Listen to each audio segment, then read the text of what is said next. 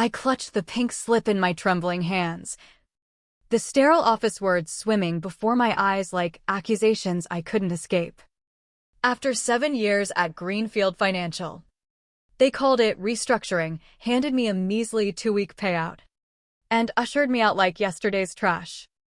My coworkers averted their gazes as security boxed up my desk, whispers of tough economy trailing me to the elevator. By the time I pulled into our driveway in the quiet suburbs of Chicago, the sun was dipping low, casting long shadows over our manicured lawn. I shoved the letter into my purse, forcing a steady breath. Michael would be home soon, his polished Audi gliding in like clockwork. The front door clicked open, and there he was, my husband of 9 years, shedding his tailored suit jacket with that effortless charm that once made my heart flutter. At 38, he still carried himself like the rising star in corporate law he'd always been. But lately, his eyes held a sharpness, like he was appraising everything, including me. Sophia? His voice echoed through the hallway, expectant, as if I owed him an immediate update on my existence. In the living room, I called back, smoothing my skirt and pasting on a smile that felt like cracking glass. He strode in, loosening his tie, and headed straight for the wine fridge, our shared splurge from last year's bonus.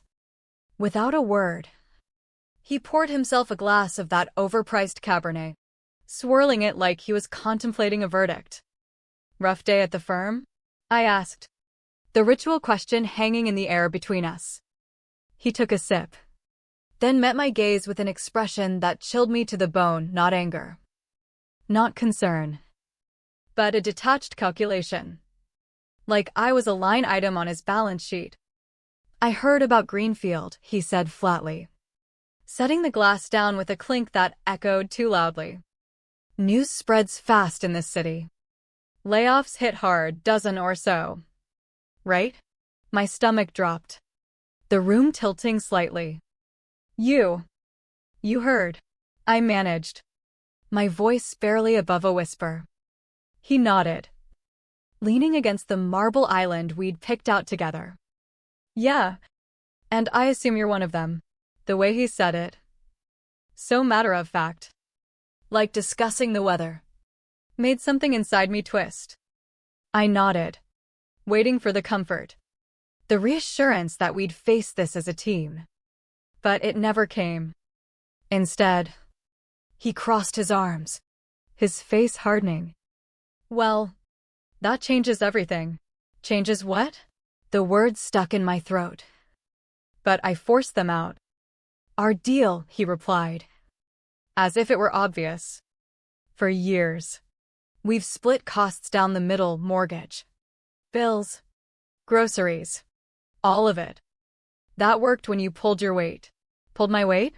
The phrase landed like a slap, echoing the vows we'd made under that oak tree in Grant Park, promising to build a life together through thick and thin. "Michael, I'll find something new. This is temporary," I pleaded, my voice cracking just a fraction. But he shook his head, his eyes cold as steel. "No, I've been thinking about this for months. I bring in $220,000 at the firm. You? $72,000 on a good year. Let's face it, I've been propping us up." The lie stung deeper than the layoff. I'd poured every paycheck into our joint life, sacrificing promotions to follow his career moves across states. Now, he rewrote our history like a bad contract. From now on, it's strict 50-50ths. I'll cover my half of everything. You handle yours. If you can't, well, that's on you. The indifference in his tone, the way he picked up his wine and turned away, like the conversation was adjourned, it hollowed me out. I sat there, staring at the spotless floor we'd argued over installing, feeling the foundation of our marriage crumble beneath me. Not with a bang, but with this quiet, calculated betrayal. That night, sleep evaded me, Michael's words replaying like a looped deposition. by morning. As he left for the office in his crisp shirt and cologne that cost more than my weekly groceries, I felt a shift, not rage yet, but a quiet resolve, like the calm before a Midwest storm. He pecked my cheek absently. "Client dinner tonight, don't wait up." I nodded, watching his car disappear down the street. Then, I moved. Our home office was his sanctuary, files neatly labeled in his obsessive system. But I wasn't the oblivious partner he assumed. Before Greenfield, I'd analyzed accounts for a boutique firm in Boston. I knew how to spot the red flags in ledgers. Starting with our joint checking, the discrepancies jumped out like glaring errors in a trial brief. Unexplained cash withdrawals, $600, $900, totaling over $5,000 in the last 8 months. Transfers to unfamiliar accounts. I snapped photos with my phone, my pulse steadying into focus. Deeper in, a hidden folder revealed his solo savings account, balance swelling to $92,000. Monthly siphons from our shared funds, dating back 3 years. But the charges, they gutted me. Lavish dinners at spots we'd never visited as a couple. Hotel stays downtown during his late nights. A diamond necklace from a jeweler I'd never stepped foot in.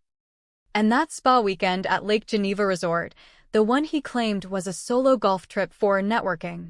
A couple's package, complete with massages and wine pairings. My hands shook as I documented it all, the pieces forming a picture of not just financial deceit, but infidelity. A text buzzed from him. "Hope job search is going well. Mortgage due soon, your half." I stared at the screen, then at the evidence of his secret life, and felt the first flicker of fury ignite. The emails on his laptop, password unchanged since our honeymoon, sealed it. Threads with Lauren Hayes, a junior associate at his firm. Not just flirtations, but schemes, borrowed, client funds funneled through shells, invested in their private ventures. Sophia's clueless, one read. Too trusting to notice. Another, once I ditch her. We'll be set, no more dead weight. He was plotting divorce, using the 50-50 rule to paint me as dependent, ensuring I'd get nothing while he walked away rich and free. The betrayal sank in like poison, slow and burning, eroding the love I'd clung to. I wasn't just a wife anymore. I was a mark in his con. I didn't confront him. Instead, I drove to my mother's modest bungalow in the old neighborhood, where her bakery, Maria's Sweets, had been a community staple for 25 years. She built it from scratch after Dad bailed when I was 10, turning grief into grit. "Mija," she said, flour-dusted and perceptive as ever, pulling me into a hug that smelled of cinnamon and home. "What's that snake done now?" The story spilled out over coffee. The layoff, Michael's ultimatum, the discoveries. Her face darkened, but she listened, kneading dough with increasing force. "I always knew he was too slick," she said finally. "All polish, no soul." She'd seen the signs I'd ignored, his subtle digs at family gatherings, how he isolated me with work demands, convincing me to skip holidays for his ambitions. "You're not going back empty-handed," she declared. "Help me with the big order this weekend, corporate event for 200. And my books need sorting, accountants out soon." It wasn't charity, it was a lifeline. For the first time, purpose flickered amid the pain. Working beside her, rolling pastries and tallying invoices, grounded me. But evenings, back home, I dug deeper, cross-referencing emails with public records. The embezzlement topped $250,000, client trusts violated, laundered through offshore hints. Michael's arrogance grew. He texted demands for contributions while his hidden wealth mocked me. The turning point came in a rage-fueled 2 a.m. session. I compiled the dossier, timestamps, metadata, everything ironclad. No more silence as submission. It would be my weapon. I contacted Detective Carla Ramirez in the city's white-collar crimes unit. Her name surfacing from fraud case digs. I have proof of embezzlement at Blackwell Law, I whispered into the phone. She met me downtown, poring over my prints. This is solid, she said, eyes sharp. But turning on your husband, it's nuclear. He turned first, I replied, the hurt fueling my steel. Meanwhile, I consulted divorce shark Emily Vargas, who grinned at the evidence. Fraud with marital assets? We'll bury him, full house. Pensions. The works. Michael, oblivious, brought flowers one night, wilting daisies as if to placate the dependent wife. I played along, but the tension simmered. Each fake smile a coil tightening. Weeks blurred into calculated deception. I job hunted by day at Mom's, building my freelance auditing gig ironic, thriving on the skills he'd dismissed. Evenings, I monitored his slips, Lauren over for work dinners, their whispers about transfers and audits closing in. One night, eavesdropping from the kitchen, I caught their panic. Someone tipped them, move the funds offshore now. My heart pounded. Ramirez's probe was biting. Sophia's harmless, he sneered. Won't suspect a thing. That sealed his fate. I relayed it all to Ramirez. We're ready, she said. The arrest unfolded like a scripted downfall. Feds at his office. Cuffs clicking as clients gawked. His frantic jail call begged, Sophia, bail me out, misunderstanding. I let him ramble. Then dropped the hammer. I know everything. The theft. Lauren. The divorce plot. You're done. His voice cracked. The mighty lawyer reduced to pleas. I hung up. The silence afterward a victory born of scars. The trial was brutal, 8 years for him. 5 for her. I walked with the house. For $150,000 in assets. Debts his alone. But the real win? Reclaiming myself. Mom and I expanded the bakery into full events. Partners in every sense. In our old kitchen, where betrayal began, I finally breathed free. Michael's lesson lingered, betray quietly, and the backlash echoes forever. The price of his choices? A life in ruins. Mine? Hard-won strength.